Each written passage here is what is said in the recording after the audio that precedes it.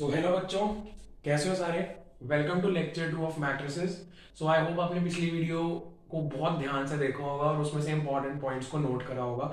आज हम आए लेक्चर 2 लेके मैट्रिसेस का। तो आज हम कुछ और बातें करेंगे मैट्रिसेस को लेके कि किन टाइप के मैट्रिसेस होते हैं, जो हमने एक स्टैंडर्ड कुछ पढ़ते हैं ना, स्टैंडर्ड चीजें मैट्रिसेस या कैसे होते हैं, तो आज हम वो देखेंगे। अब सबसे पहले स्टार्ट करने से पहले कुछ कल का रिवाइज करते हैं, देखते हैं आपको कितनी अंडरस्टैंडिंग हुई। जैसे कल हमने देखा था कि एक मैट्रिक्स, पहले मैं लेता हूं ए, और जनरल एलिमेंटल फॉर्म लिखी थी कल हमने हर एलिमेंट की। जैसे फर्स्ट एलिमेंट को A11, A12, A13। इसको कहां तक लिखूं मैं, मुझे नहीं पता, क्योंकि मैं आपको फिक्स नहीं कर रहा कि मेरे पास 3 ही कॉलम्स हैं, 1 2 3, तो ये चलता रहेगा। मुझे नहीं पता इसका जो लास्ट एलिमेंट होगा इस मैट्रिक्स के अंदर, उसको मैं मान लेता हूं ए, फर्स्ट रो का m एलिमेंट, कुछ भी बोल देता हूं मैं उसे m टाइम्स है। अब मुझे सिमिलरली नहीं पता कितनी रोज होंगी यहां पे, तो ये मेरा फर्स्ट कॉलम, कॉलम तो मेरा फर्स्ट है, रो मुझे नहीं पता कितनी है, लेकिन इसका ऑर्डर कितना होगा। इसमें m रोज है और n कॉलम्स है। n रोज है, ध्यान से देखो, n रोज, रोज कितनी है, एक रो, दूसरी रो, तीसरी रो, चौथी, पांचवी, छठवीं, सिक्स्थ रो आएगी, फिर सेवेंथ रो आएगी, फिर एट्थ रो आएगी, अप टू n रोज है। n, इसका ऑर्डर कितना होगा, n इंटू m। यहां पे ये समझने वाली बात है, ऑर्डर क्या होता है मैट्रिक्स का, n इंटू m, बस। अब अगर मुझे इस हर एक एलिमेंट को एक जनरलाइज फॉर्म में लिखना हो तो मैं कैसे लिख सकता हूं। वो जनरलाइज फॉर्म होती है ए आई जे। अब जनरलाइज फॉर्म कैसे, यहां पे आई क्या होता है, रो, जे क्या होता है,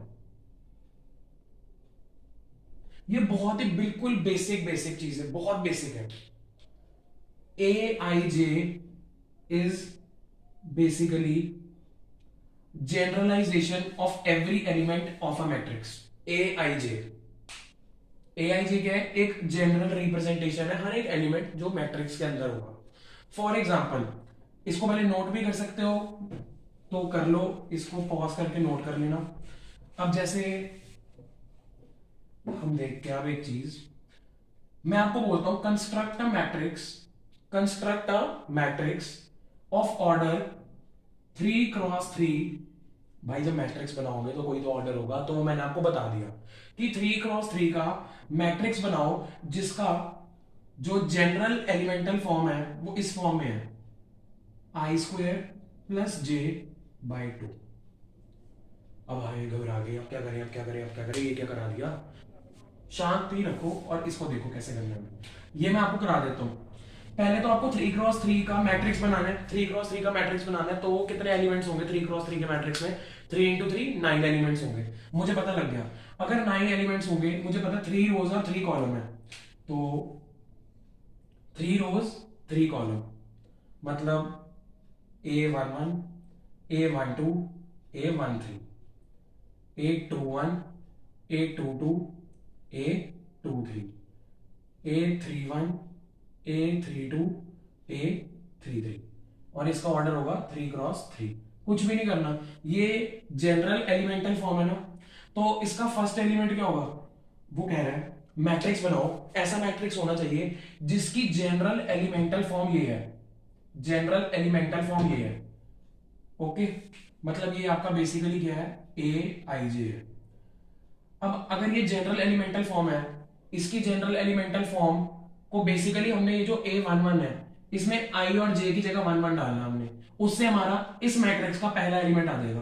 क्यों, फर्स्ट रो और फर्स्ट कॉलम डाल के देखो, इसमें 1 1 डालो, A11 क्या आएगा, 1 + 1 2, ये करके देख लो, बिल्कुल बेसिक है, अपॉन 2। A12 क्या आएगा, 1 का स्क्वायर प्लस 2 बाई 2। A13 क्या होगा, 1 का स्क्वायर प्लस 3 बाई 2। A21 क्या होगा। सिमिलरली आप ऐसे मैट्रिक्स को कंस्ट्रक्ट कर सकते हो। अब ये बहुत बेसिक था, इसको आप फर्दर खुद कंप्लीट कर सकते हो। हम कुछ और के साथ स्टार्ट करेंगे। ये कराना इसलिए जरूरी था क्योंकि इस फॉर्म में, इस पर्टिकुलर फॉर्म में भी क्वेश्चंस आते हैं, और अब एकदम से अगर सामने आ जाए तो कई बार नहीं हमें दिमाग चलता, तो इसलिए आपको आपकी प्रैक्टिस के लिए ये क्वेश्चन कराया था क्लास की स्टार्टिंग में, क्योंकि इसका लिंक जो है वो पिछली क्लास से है। तो अगर आपने पिछली वीडियो नहीं देखी तो आप उसको जाकर देखें, फिर यहां से कंटिन्यू करें।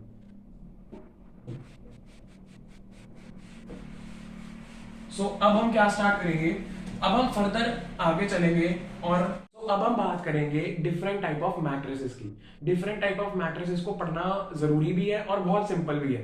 तो जैसे कुछ हमारे पास कॉमन मैट्रिसेस है, पहले हम डिस्कस करेंगे एक रो मैट्रिक्स क्या होता है। एक रो मैट्रिक्स इसके नाम से बहुत क्लियर है, जिसके पास सिर्फ एक ही रो होगी। जैसे फॉर एग्जांपल ये मैट्रिक्स लेता हूं मैं 1 8 7 -13। अब इस मैट्रिक्स का मुझे ऑर्डर बता सकते हो।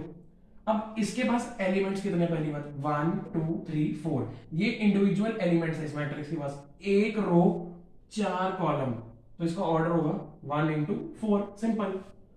अब दूसरा मैट्रिक्स जो हम डिस्कस करेंगे वो होता है कॉलम मैट्रिक्स। कॉलम मैट्रिक्स क्या होगा, जिसके पास एक ही कॉलम होगा। जैसे मान लो मैंने एक मैट्रिक्स लिया, एक ही कॉलम है उसके पास 1 8 7 -9। अब इसके पास एक ही कॉलम है, कॉलम एक ही है, 4 रोज है 1 2 3 4, तो इसका ऑर्डर होगा 4 into 1। ये रो मैट्रिक्स, ये कॉलम मैट्रिक्स। रो मैट्रिक्स क्या होगा, जिसके पास एक ही रो होगी। कॉलम मैट्रिक्स क्या होगा, जिसके पास एक ही कॉलम होगा। अब मैं आपको एक मैट्रिक्स का नाम बताता हूं, उसके बारे में आप सोचो। स्क्वायर मैट्रिक्स के बारे में जितना दिमाग आपका चलता है वो लगाओ। स्क्वायर मैट्रिक्स, जब मैं वर्ड बोला तो आपके दिमाग में क्या आया, स्क्वायर मैट्रिक्स।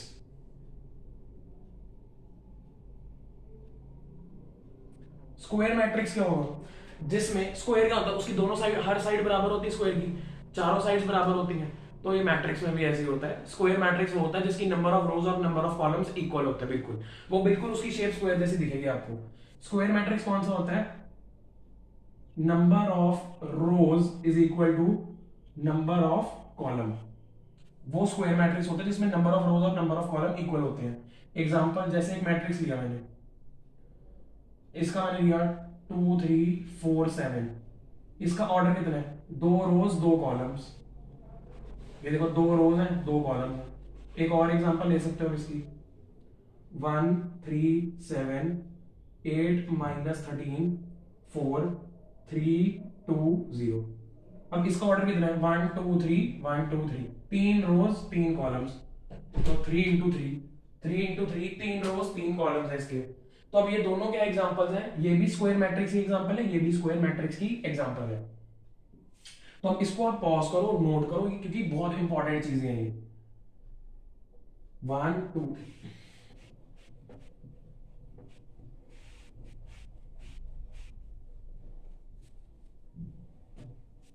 अब जैसे हमने डिस्कस किए, हमारे पास फोर्थ कौन सा मैट्रिक्स आता है, जीरो मैट्रिक्स।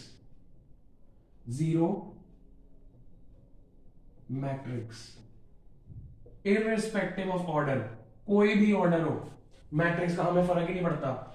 अगर उस मैट्रिक्स का हर एक एलिमेंट 0 0 0 है, हर एक एलिमेंट 0 0 0 है, इसका वैसे ऑर्डर क्या होगा बताना, 2 रोज 3 कॉलम्स।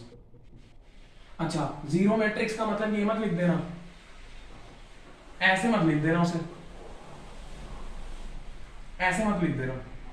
आप लिख सकते हो, पर क्या यहां पर जरूरी बात क्या होती है, ये एक नंबर डिनोट कर रहा है।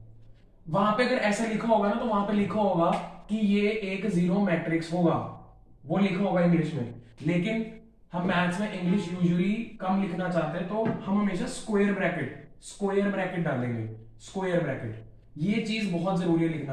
अगर आप स्क्वायर ब्रैकेट नहीं डालोगे तो वो डिनोट करेगा एक नंबर, और मैट्रिक्स एक नंबर नहीं है, मैट्रिक्स होता है ग्रुप ऑफ नंबर या कलेक्शन ऑफ नंबर बेसिकली। तो अगर आप सिर्फ जीरो लिख दोगे, वो लगेगा ये तो जीरो नंबर की बात कर रहा है, जीरो मैट्रिक्स थोड़ा बोल रहा है, जीरो नंबर की बात कर रहा है। तो इस चीज की छोटी छोटी गलती है जहां पे आपके मार्क्स कट हो सकते हैं। अब हम फिफ्थ मैट्रिक्स की बात करेंगे, जो कि one of the most important matrix है, मोस्ट इंपॉर्टेंट, डायगोनल मैट्रिक्स। उसको हम शॉर्ट फॉर्म में डीआईजी भी बोल सकते हैं। इसको हम लिख सकते हैं मैथ्स में डायगोनल मैट्रिक्स को। अभी डायगोनल मैट्रिक्स होते होते कौन से हैं? पहली बात, जो डायगोनल मैट्रिक्स होते हैं वो स्क्वायर मैट्रिक्स का ही सब पार्ट होते हैं। स्क्वायर मैट्रिक्स कौन से होते हैं? जिनके में नंबर ऑफ रोज और नंबर ऑफ कॉलम्स इक्वल होते हैं। स्क्वायर मैट्रिक्स का ही सब पार्ट हमारे पास आता है डायगोनल मैट्रिक्स।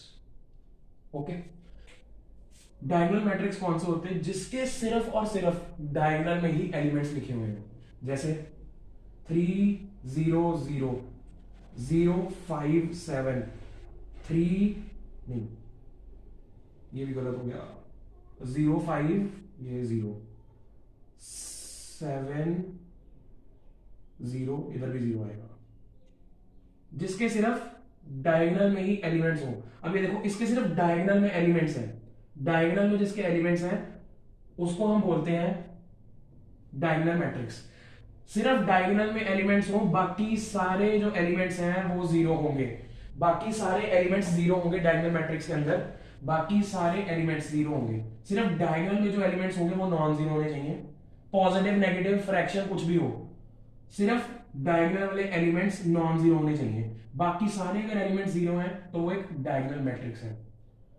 अब ये जीरो मैट्रिक्स क्यों इंपॉर्टेंट है, अब मैं बताता हूं। जीरो मैट्रिक्स से एक क्वेश्चन देता हूं आपको। वैसे मान लो उसने बोल दिया, एक मैट्रिक्स दे दिया आपको,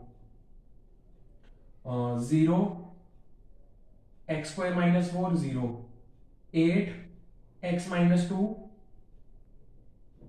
0, ऐसे वो बोल रहा है find the value of x। Question बोल रहा है find the value of x for which the given matrix is a zero matrix. Pause करो और सोचो, अगर ये जीरो मैट्रिक्स है तो मतलब इसका हर एलिमेंट जीरो होगा। ये भी जीरो है, ये भी जीरो, ये भी जीरो, ये भी जीरो, तो इसको भी जीरो होना पड़ेगा, इसको भी जीरो होना पड़ेगा। जब x² - 4 जीरो होगा तो यहां से दो आंसर आएंगे, +- 2, और यहां पे जब इसको जीरो करोगे यहां से आएगा 2 आंसर। तो दोनों का कॉमन आंसर कौन सा है? x = 2 आंसर हो जाएगा आपका। अगर ये आपको छोटी छोटी डेफिनेशंस में कंफ्यूजन होगी फिर ये क्वेश्चन आप नहीं कर पाओगे। सिंपल। डायगोनल मैट्रिक्स भी हो गया। अब जो इसके बाद इंपॉर्टेंट मैट्रिक्स एक आता है हमारे पास, वो आता है आइडेंटिटी मैट्रिक्स। ये तो बहुत देखोगे। आइडेंटिटी मैट्रिक्स कौन से होते हैं? आइए, जिनके डायगोनल एलिमेंट्स 1 1 हो, 1 1 1, और बाकी सब कुछ जीरो हो, उन्हें हम बोलते हैं आइडेंटिटी मैट्रिक्स। जैसे ये डायगोनल पे 1 1 है, अब ये 2 क्रॉस 2 ऑर्डर का है। एक और मैट्रिक्स लेते हैं,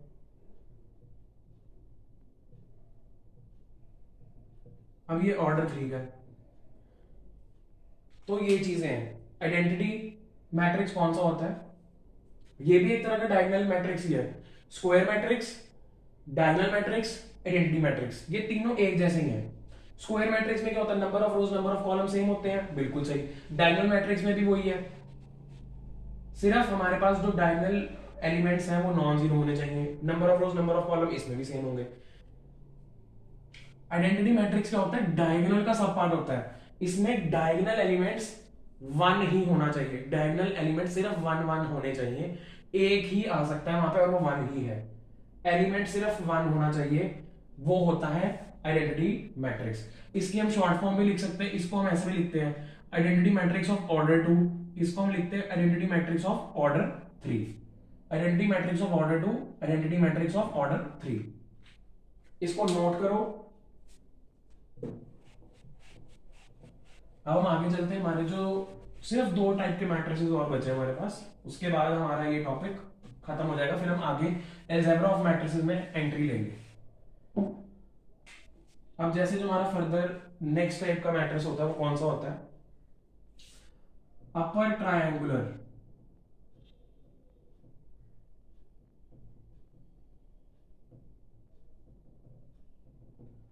अपर ट्रायंगुलर मैट्रिक्स कौन सा होता है?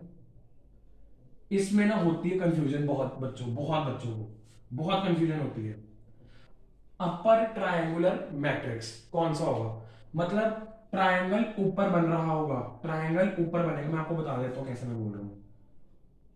1 2 3 0 0 0 0। जो ये एलिमेंट्स हैं बेसिकली, इसको मैं आपको लर्न करने का तरीका बता रहा हूं। 5 6। अब जो हमारे पास ये ऊपर जो एलिमेंट्स बचे हैं ऊपर, यहां पे 0 नहीं आएगा, ये 5 0 नहीं आएगा। देखो मेरे को भी कभी कंफ्यूजन हो जाती है।